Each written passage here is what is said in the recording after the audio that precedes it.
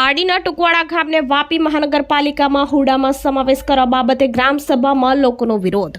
ટુકવાડામાં 80% જેટલી વસ્તી આદિવાસીઓની છે, જેથી ગ્રામ પંચાયતમાં જ રહેવા દેવા માંગ કરતા સરપંચ તેજલબેન પારડીના ટુકવાડા ગામને વાપી મહાનગરપાલિકામાં હુડામાં સમાવેશ કરવા બાબતે ગ્રામસભા યોજાઈ હતી।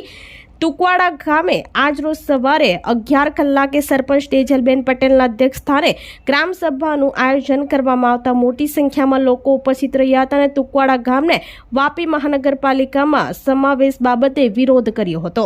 ટુકવાડા ગામના મહિલા સરપંચ તેજલબેન પટેલે જણાવ્યું હતું કે ટુકવાડા ગામને અર્બન ડેવલપમેન્ટમાં સમાવેશ કરવા બાબતે કોઈ લેટર કે જાણ કર્યા વિના સમાવેશ કરવામાં આવ્યા હોવાના આક્ષેપો સાથે વિરોધ કર્યો હતો। ટુકવાડા ગામમાં 80% જેટલી વસ્તી આદિવાસી છે, જેથી ગ્રામ પંચાયત રહેવી જરૂરી છે। સ્થાનિક મુકેશ પટેલે જણાવ્યું હતું કે અર્બન ડેવલપમેન્ટમાં સમાવેશ બાબતે ગ્રામજનોનો સખત વિરોધ કરી આક્રોશ વ્યક્ત કર્યો હતો। આજની ગ્રામસભામાં 1200 જેટલા લોકો ઉપસ્થિત રહી ટુકવાડાને પંચાયતમાં જ રહેવા દેવા માંગ કરી હતી।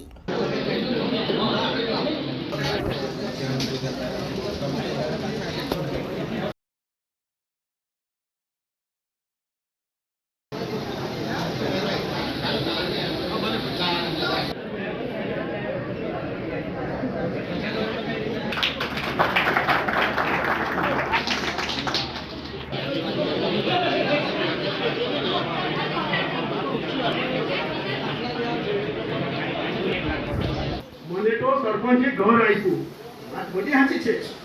આટલની કોઈ મળી જાય, ઘરની ઘર વેરો પણ મળી જાય છે, પાણી વેરો વૈકલ્પિક વ્યવસ્થામાં લાઇટ બિલ બી મળી જાય છે કે નહીં? કરવો છે ને? વિરોધ કરવો છે। ધોળામાં જાય એ કામ અમને જોઈતું નથી। અમે અમારું ગામડું જ આપણને ગામડું જ રાખવું છે ને। આપણે આજે જે ગામ રૂઢી પ્રથા ગ્રામ સભાનું આયોજન કરેલું, એમાં જે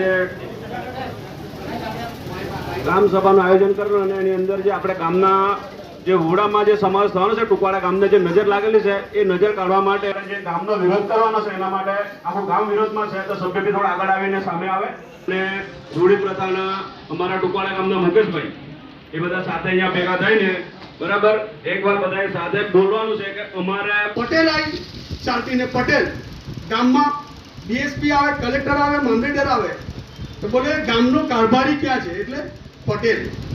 તો પટેલ સાથે ગ્રામ સમિતિ એટલે કે રૂઢી ગ્રામ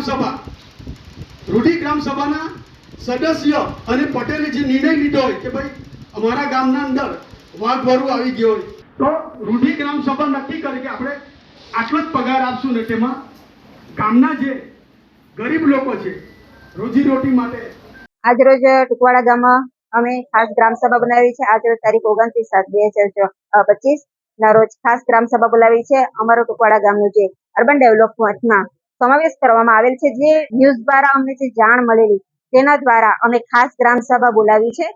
ગ્રામજનોની બધાને મળીને અમે ખાસ ગ્રામસભા બોલાવી છે।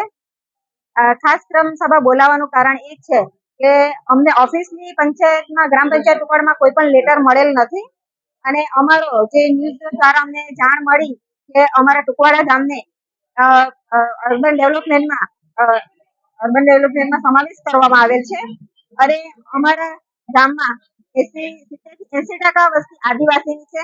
અને એક વાત એ કે અમારું ગામ પારડી તાલુકામાં આવે છે અને વાપી મહાનગરપાલિકામાં સમાવેશ કરવા માંગે છે। અને પહેલો તો અમારો એ જ વિરોધ છે કે અમારું ગામ પારડી તાલુકામાં આવતું છે અને વાપી મહાનગરપાલિકામાં કેવી રીતે જઈ શકે? અને અમારે જે ગ્રામ પંચાયતમાં જે કામો થાય છે તે બધા સારી રીતે કામ થતા છે અને ગ્રામજનોને કોઈ તકલીફ નથી, છતાં પણ અમારા ગામને કેમ અર્બન ડેવલપમેન્ટમાં સમાવેશ કરવામાં આવ્યો છે એનું કારણ અમારે સરકાર પાસે જાણવું છે કે કયા કારણે અને કોઈ પણ લેટર આપ્યા વિના અમને કેવી રીતે અમારા ગામને અર્બન ડેવલપમેન્ટમાં સમાવેશ કરવામાં આવે છે। અમે તારીખ 15/7/2025 ના રોજ કલેક્ટર સાહેબને આવેદન પત્ર આપેલ છે અને હવે કલેક્ટર સાહેબે જણાવેલ છે કે અમે આગળ એમનો લેટર ઉપર તમારો મોકલાવીશું અને આજરોજ જે ગ્રામસભા બોલાવવામાં આવી તેમાં મોટી સંખ્યામાં ગ્રામજનો હાજર થયેલા છે અને ગામ લોકોનો સખ્ત વિરોધ છે કે અમારા ગામને અર્બન ડેવલપમેન્ટમાં નથી જોઈતું અને અમારા ગામને ગ્રામ પંચાયત રહેવી જોઈએ અને ગામમાં જ રહેવી જોઈએ, અમારી મહાનગરપાલિકા નથી જોઈતી। એ સખ્ત વિરોધ અમારા ગ્રામ પંચાયતનો છે। મારું નામ મુકેશભાઈ બાલુભાઈ પટેલ છે, ટુકવાડા રહું છું. અને અમારો શું છે કે આ વાપી અર્બન ડેવલપમેન્ટ જે કે વુડામાં સમાવેશ કર્યો છે, અમારે સરપંચશ્રીના અધ્યક્ષ સ્થાને જે અમારી મોટી સંખ્યામાં ગ્રામસભા જે યોજવામાં આવી, એમાં સર્વ અનુમતે સર્વ ગામજનોનો સખ્ત વિરોધ છે. અને એ અર્બન ડેવલપમેન્ટમાં જે વાપી મહાનગરપાલિકામાં એ જે લોકોનું પણ પ્લાનિંગ હોય, પણ અમે એ પ્લાનિંગ ના વિરુદ્ધમાં અમે આગળ જવા પડે તો આગળ પણ જશું. આખું ગામ સાથે છે, સરપંચશ્રી તેમજ બધા જ ગામ લોકો તેમજ અમારા મિત્રો છે. આજે કમસે કમ 1200 લોકો જે ભેગા થયા છે, જે ગામને મહાનગરપાલિકામાં ન બનાવવા માટે જે વિરોધ કરે છે, એ માટે બધા ભેગા થયા છે. આગામી દિવસોમાં અગર નિર્ણય એ લોકોનો જો પોઝિટિવ નહીં આવે તો અમે આગળ સુધી હાઈકોર્ટ, સુપ્રીમ કોર્ટ સુધી બી જવા પડે તો અમે જવા માટે તૈયાર છીએ. આપણી સંકલ્પ ન્યૂઝ ચેનલને સબસ્ક્રાઇબ અને લાઇક કરો, બેલ આઇકન દબાવો જેથી આવનાર ન્યૂઝ અપડેટ્સની નોટિફિકેશન આપના મોબાઈલ પર સૌથી પહેલા પહોંચે. Like, subscribe and share the video.